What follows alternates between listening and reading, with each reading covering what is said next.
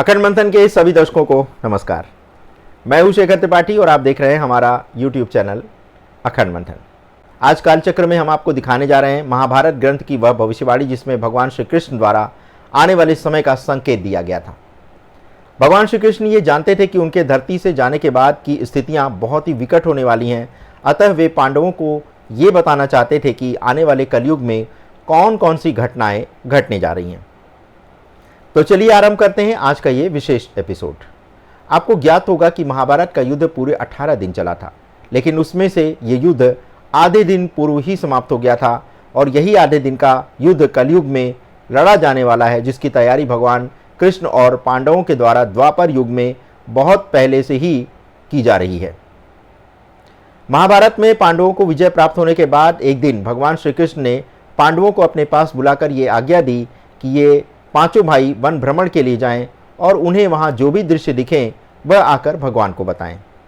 इसी दृश्य के आधार पर भगवान आने वाले समय का भविष्य बताने जा रहे थे। तो भगवान की आज्ञा मानकर पांचों भाई वन में गए और उन्होंने जो जो दृश्य देखे वह सब के सब भगवान श्री कृष्ण को आकर के बताए। तो पांचों भाइयों के द्वारा क्या क्या दृश्य देखा गया ये पहले आपको बताते हैं। सबसे पहले युधिष्ठिर महाराज ने देखा कि किसी हाथी की 2 सूंड है। ये देख करके उनके आश्चर्य का पार नहीं रहा। अर्जुन दूसरी दिशा में गए और वहां उन्होंने देखा कि कोई पक्षी है जिसके पंखों पर तो वेद की ऋचाएं लिखी हुई हैं, लेकिन वह पक्षी मुर्दे का मांस खा रहा है। ये भी उनके लिए कोई आश्चर्य से कम नहीं था। भीम ने तीसरा आश्चर्य देखा कि गाय ने बछड़े को जन्म दिया है और बछड़े को वो इतना चाट रही है कि बछड़ा लहूलुहान हो जाता है। सहदेव ने चौथा आश्चर्य देखा कि 7 कुएं हैं और आसपास के कुओं में पानी है, किंतु बीच का कुआं बिल्कुल खाली है। बीच का कुआं गहरा है, फिर भी पानी नहीं है। पांचवें भाई नकुल ने भी एक अद्भुत आश्चर्य देखा कि एक पहाड़ के ऊपर से एक बड़ी शिला लुढ़कती लुढ़कती आई और कितने ही वृक्षों से टकराई, पर उन वृक्षों के तने उसे रोक ना सके। कितनी ही अन्य शिलाओं के साथ टकराई, लेकिन वो रुकी नहीं। अंत में एक अत्यंत छोटे पौधे का स्पर्श होते ही वह स्थिर हो गई। ये सभी अजूबे देख करके पांचों भाइयों के आश्चर्य का कोई पार नहीं रहा। संध्या काल में वो सभी श्री कृष्ण के पास गए और अपने अपने अलग दृश्यों का वर्णन किया जो उन्होंने देखा था। युधिष्ठिर कहते हैं, मैंने 2 सूंड वाला हाथी देखा तो मेरे आश्चर्य का कोई ठिकाना नहीं रहा। तब भगवान श्री कृष्ण कहते हैं कि कलयुग में ऐसे लोगों का राज्य होगा जो दोनों ओर से शोषण करेंगे, बोलेंगे कुछ और करेंगे कुछ और। ऐसे लोगों का जो राज्य होगा वो जो है बहुत ही विभत्स होगा। आप देख रहे होंगे कि कलयुग में राजा कहता कुछ और है और करता कुछ और है।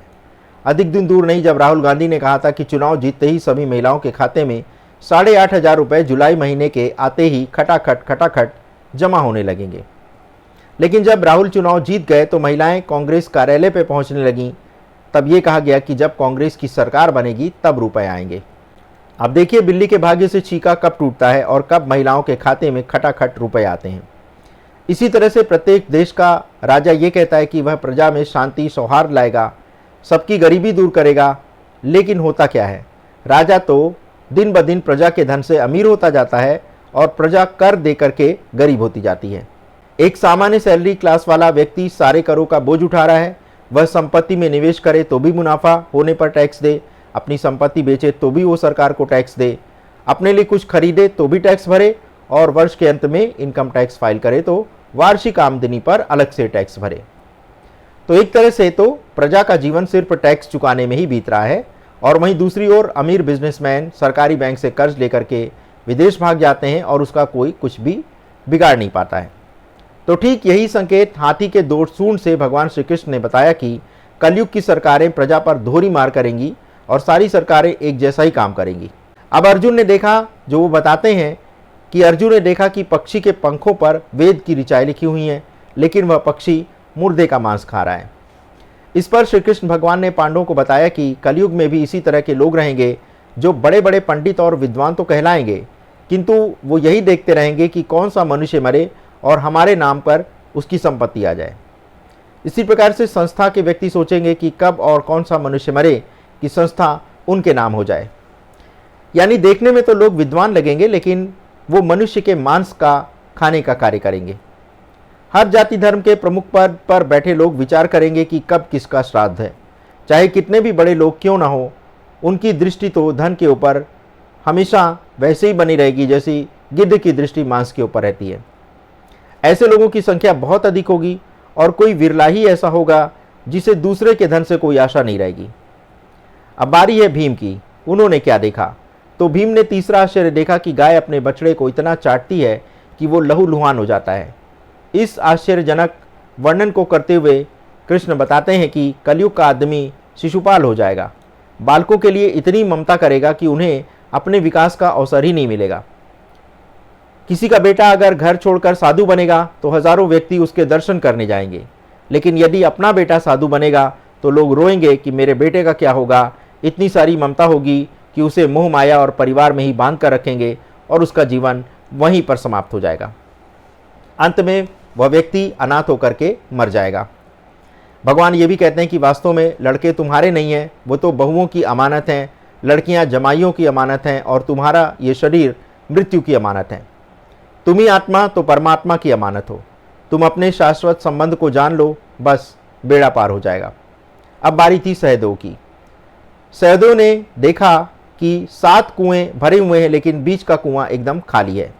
तब सहदेव को समझाते हुए श्री कृष्ण बोले कि कलयुग में धनाढ्य लोग लड़के लड़की के विवाह में, मकान के उत्सव में, छोटे छोटे उत्सव में तो लाखों करोड़ों खर्च कर देंगे, किंतु पड़ोस में यदि कोई भूखा प्यासा होगा तो ये नहीं देखेंगे कि उसका पेट भरा है या नहीं। यानी लोग धर्म के कार्य में धन नहीं खर्च करेंगे, लेकिन बाहरी दिखावे में कितनी धनराशि खर्च कर देंगे इसका कोई अनुमान भी लगाया नहीं जा सकता। अभी हाल में ही आपने देखा कि मुकेश अंबानी ने अपने बेटे के विवाह में हजारों करोड़ रुपए पानी में बहा दिए, फिल्मी सितारों को मुंह भर भर के पैसे दिए और दिखावे के लिए 25 गरीब बेटियों का विवाह करा दिया।